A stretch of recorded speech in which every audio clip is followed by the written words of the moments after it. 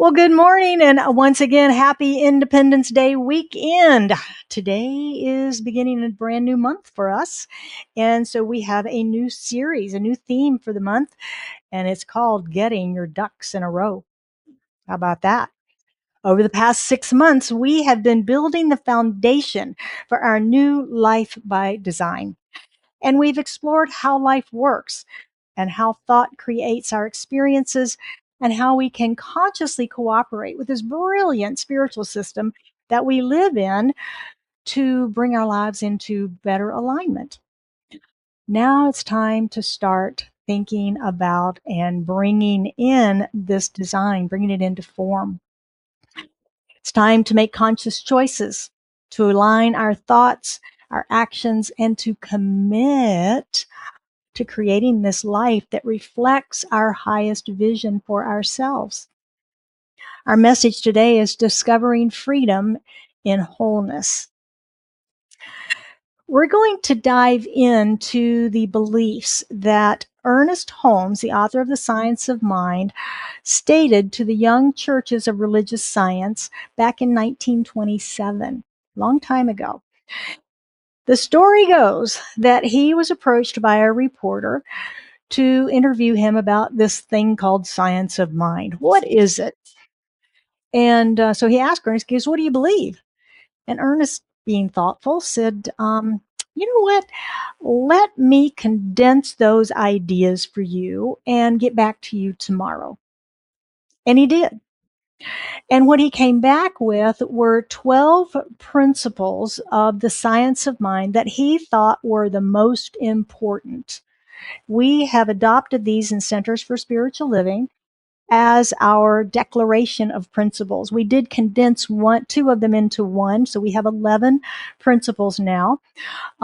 They're here. I don't know if you can read that, but there's also a copy on the front table in the lobby that you can read through. You've probably heard them if you've been at any of our formal ceremonies. We usually read those into the service.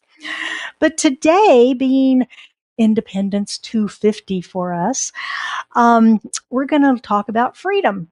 Big surprise, right? We're going to talk about freedom.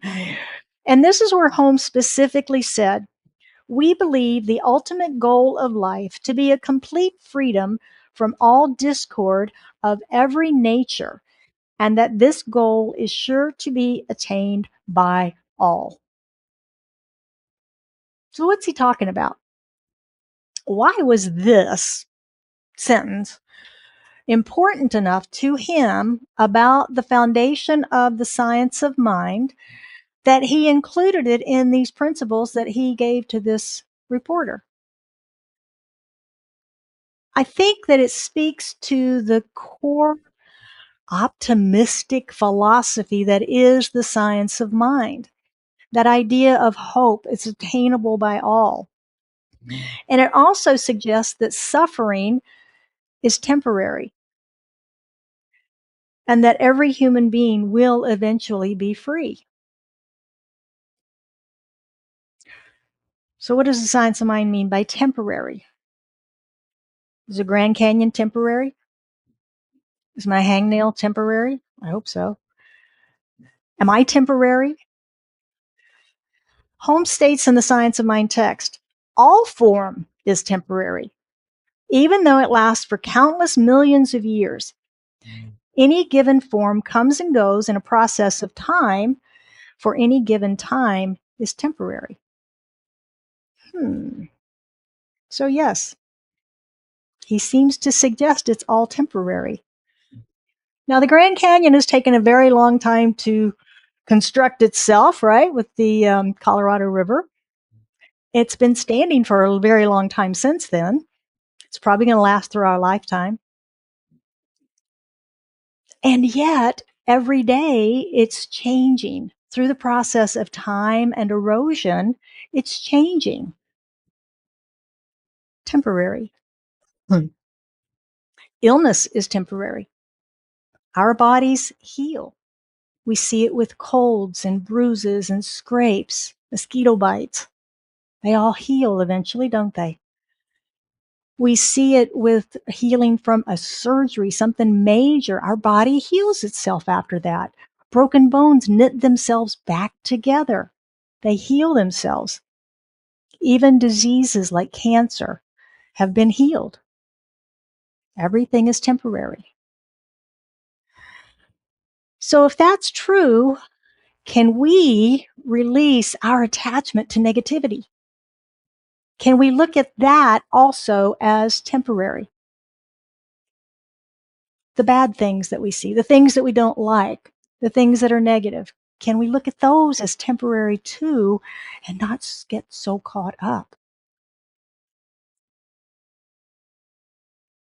We can all achieve this freedom from discord that Holmes is talking about.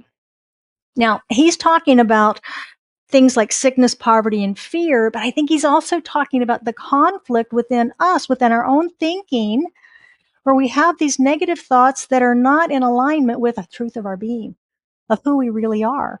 That creates discord. Have you ever had to be someone you're not in a situation for a moment or two, or months or years? It's uncomfortable, isn't it? It's uncomfortable when we're in those environments. We feel like we're wearing a mask. There's discord, disharmony, if that's a word. So we all have a negative experience, and Holmes knew this. Holmes knew that we as human beings, because he was one too, right? He knew that negative experiences happened. However, he believed so deeply that these are not permanent realities, but rather temporary errors in human thinking. Temporary errors in human thinking. Now, would you agree that we can all get out of whack in our thinking sometimes? Get on that hamster wheel and it starts going and going. We can't get off of it. We start thinking about the wrong things. We start living in the past, worrying about the future. We get caught up, wound up, and we begin to see negativity and lack and sickness. And then we start to see those things manifested in our experience. Oh my. Wouldn't it be nice if our thoughts, beliefs, and actions were in alignment with the life experiences that we're consciously choosing? Holmes says that this is the ultimate goal of life. What do you think? Do your goals, your affirmations, and your prayers focus on the life experiences you desire? Things you would rather have different from the experiences you're having right now?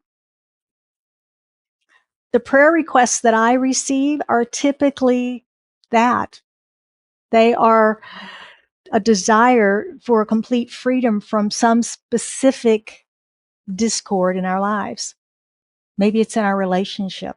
Maybe it's in our health. Maybe it's in our income and our creativity, our job, our creative expression in the world. It's usually a discord that we want changed and we seek prayer for, because we know prayer works and prayer will help us change that. Holmes created this entire body of work to show us how to achieve this ultimate harmony. The whole 600 pages he wrote is all about that. And he, in the course of 24 hours or less, condensed that to those 12 principles that he gave us. This whole teaching helps us to stop the behaviors that cause us to ask all those why questions we talked about. Why do I keep repeating the same patterns in my life? Why can't I change this habit? Why do I react like this? Why am I stuck? Again. You ever added that word? Again. It teaches us how to stop living by default and to create our life by design, and how to live it.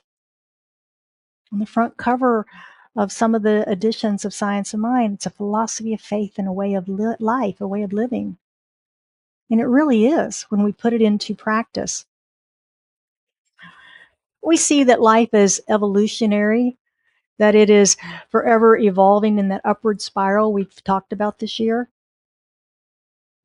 It's an upward spiral of our greatest expression, our greatest, greater yet to be as we continue to evolve. We see it in science, we see it in technology, and in our own human evolution of how we as human beings are changing. Bev was talking about the trends. I thought about platform shoes. Thought big hair is coming back. I hear that, so that's good for me. So think of everything that we've experienced in our just our lifetimes, our parents' lifetimes. I mean, our lifetimes. I remember the crank phone where I had to call the operator growing up. I grew up small town, but anyway, crank phone. Then we got the rotary phone. Oh my. Then we graduated to push buttons. And then when I moved out, the what were they called? Wireless? What were they? Wireless phone? Cordless. That's it. The cordless phone, not wireless. Cordless phone. They showed up. Oh my. And then the bricks came out. Remember?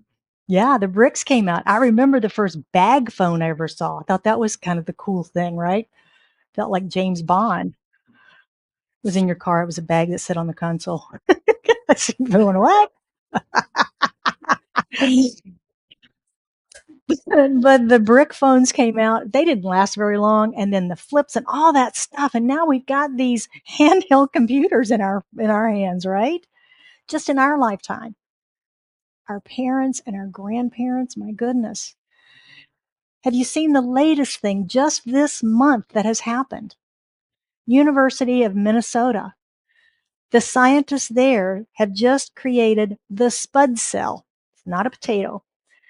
It's the first synthetic cell built entirely from non-living chemical components that can grow, replicate its genome, and divide. Wow. I mean, just thinking about that is amazing. We never thought we would be able to create life, but now suddenly we're on that path. It's exciting to think of the healing opportunities, and it's terrifying to think of what else could happen with it.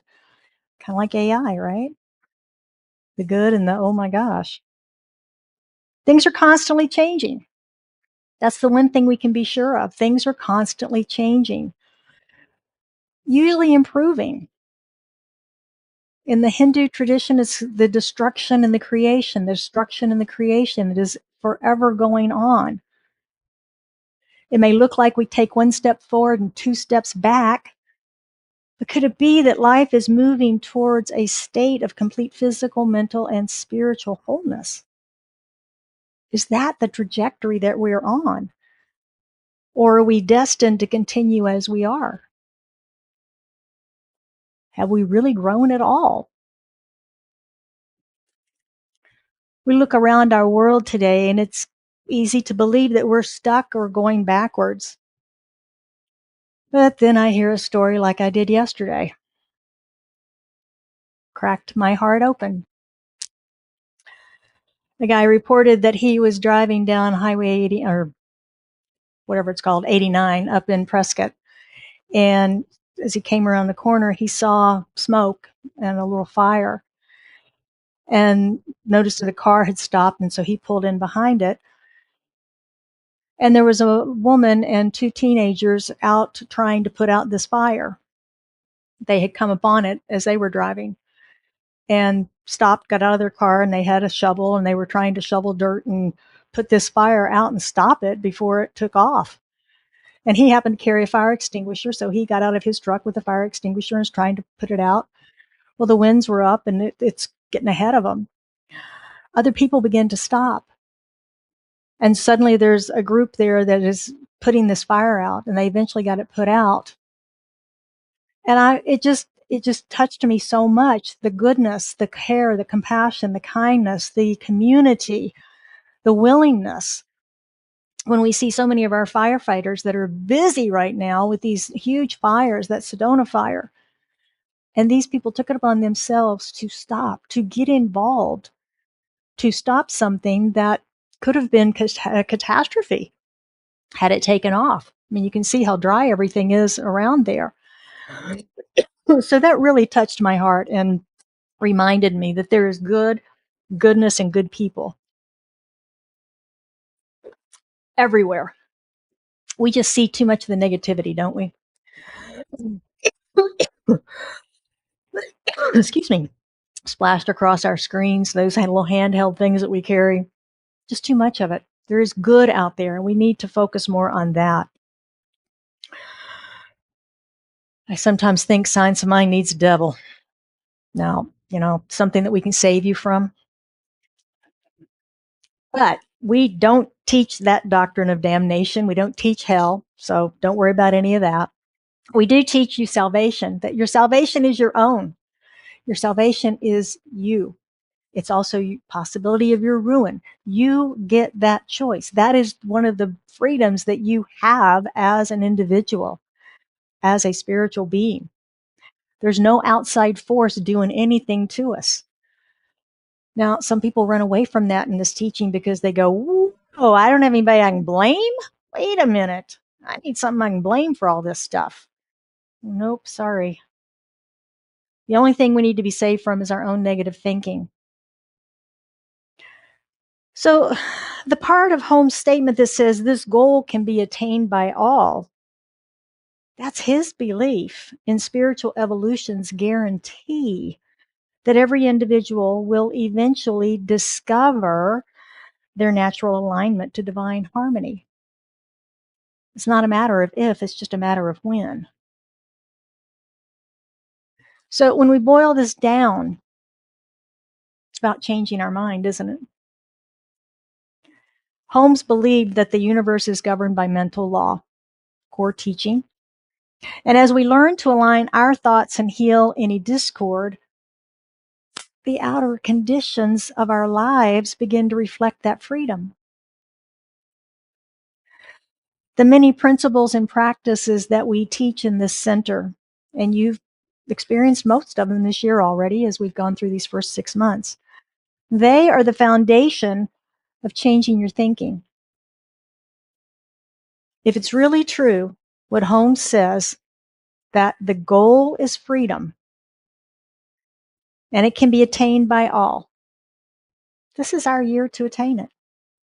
To finally put down on paper our life design and to take the necessary steps and actions to embody that at the deepest level so that we can allow it then to manifest through us. Holmes says in the text, to assert our individuality is to rise above the law of averages into that more highly specialized law which brings freedom rather than bondage, joy in the place of grief, and wholeness instead of sickness. He goes on to say, we cannot do this unless we are first willing to judge not by appearances. We are impressing the law with a new idea of ourselves, a less limited idea, and we are learning to think independently of any existing circumstances. Wow. We can rise above the law of averages. We are instructing the universe about our new unlimited self and what we are willing to receive, to experience, and to participate in. We're thinking independently of existing circumstances, looking away from appearances. And that's what we're practicing this year. That's what we've been doing all year. Let's rise above this law of averages and begin to put this new idea of ourselves on paper, out into the universe, and allow it to become part of who we are. Allow the universe to say yes to us in support of that. Start living our new life by design. Imagine, if you will, for just a second, how much simpler your life can be when you stop having to deal with discord and all of that drama. Let's look at some ways that we can put this into practice this week. Freedom from discord doesn't mean life won't challenge us. Practical spirituality isn't about escaping life. It's about bringing spiritual principles into our everyday lives and using them as we learn to meet life's circumstances, any challenges that we may seek from a place of wholeness instead of fear. It just makes it easier. For those of you that practice this, you know, it doesn't make it go away. Stuff still happens, but it just makes it easier to deal with. We deal with it from a place of wholeness instead of a place of fear. Every choice we make from wholeness is a step towards that freedom that Ernest is describing for us. So your practice is to shift your words immediately. The first one is catch and release. Catch and release. Catch those thoughts. Notice when you're saying things like, I'm tired. This is always happening to me. Whine, complain. Anybody? Notice when we do that, catch it, and then build a new house. Reframe those thoughts instantly to positive affirmation. I'm restoring my energy. Or as we used to say in ministerial school, there's no tired in God. There's no tired in God. Or I can handle this smoothly. I can handle this smoothly. And number 3 is be part of the solution. You may have heard that. Don't be part of the problem, be part of the solution. In this case, talk about how things can improve rather than dissecting what went wrong. Remember, that keeps us stuck in the past, stuck in the problem. So we stop that and we focus on the solution and being part of that. I began using this practice several years ago, and it works. It's helped me to stay present in each moment to my own thinking. Isn't that what we need to change, is our own thinking? And to do that, we need to be present to it, to hear those, I'm so tired, and catch it and turn it around instantly. It's helped me to change the way I think and experience life, because those small moments become a way of life, and the way of life becomes transformation. That's how we do it. Catch our thoughts, we change them, and then we become transformed by that renewing of our minds, as Ernest said. Every day is an opportunity to practice freedom, not just on the 4th of July, but every day we can remember and practice our individual freedom. We'll close with a final quote from Ernest, who said, "True freedom is the ability to make conscious choices in every aspect of our lives." Every day. Happy Independence 250. And may our nation and her citizens continue to be blessed with life, liberty, and the pursuit of happiness. And so it is. I will open the mic today if anyone has anything that they would like to question or comment on about this, about freedom, our 250th anniversary, or anything. No? Yes? All right. All right. You brought it up. I brought it. Okay, I'll move. And that is, what was your ring when you had the crank phone? Do you remember? 65J. Huh? 65J. Oh, I thought the one you crank? Uh-huh. We got an operator. Ours was 2 shorts and a long. Oh, yeah. Oh, I hear that in my head. 2 shorts and a long. Ours was a long and 2 shorts. But we were on a party line. We were too. Oh my God. We won't go there, but My party line was at the county clerk. He was our neighbor. Well, you'd pick up and you'd go, "Oops, somebody's talking." You'd have to hang up.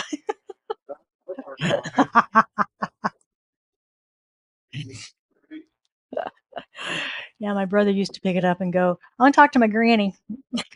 And she'd go, "Is this Gregory?" I'd go, "Yeah." Gotta love small towns. All right, my friends, would you join me in prayer as we anchor this morning? As we take our joy and our laughter and our smiles into this prayer, we recognize that that is spirit. Spirit is joy. Spirit is laughter. Spirit is fun. It is the allness of life, all that there is. It is infinite in its nature, expansive, expanding, ever evolving and growing.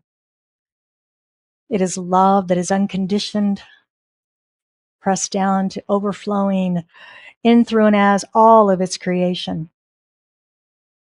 And all of that is here now present, in, through, and as me as an expression of it, and in, through, and as each one of us that is gathered here today, whether we are present in the room or listening online, or for anyone that hears this message later, whether in our Wednesday night broadcast or finds us in the recordings or on Facebook or YouTube. We know there's no separation in any of that. We are one in infinite time, space, reality. We are one, connected, whole, perfect, and complete.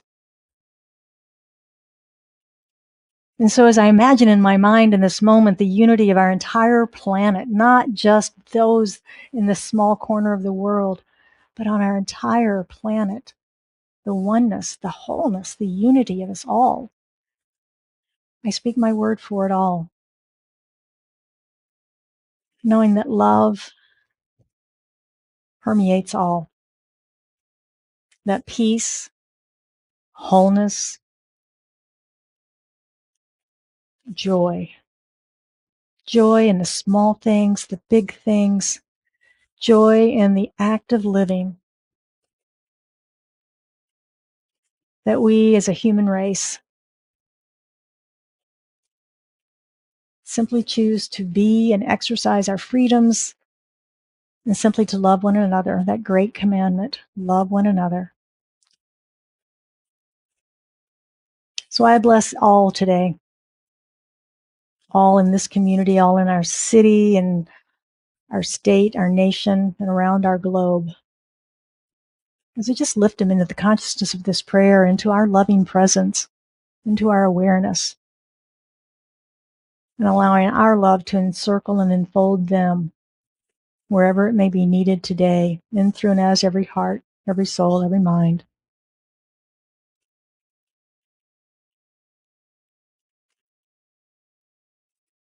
And I'm grateful for it all. I'm grateful for Ernest Holmes' teaching. I'm grateful for our freedoms and our spirituality in our nation, in our lives. Just filled with gratitude and thanksgiving for it all. As I release this into the action and activity of law, knowing that it's done, we affirm this truth together by saying, and so it is.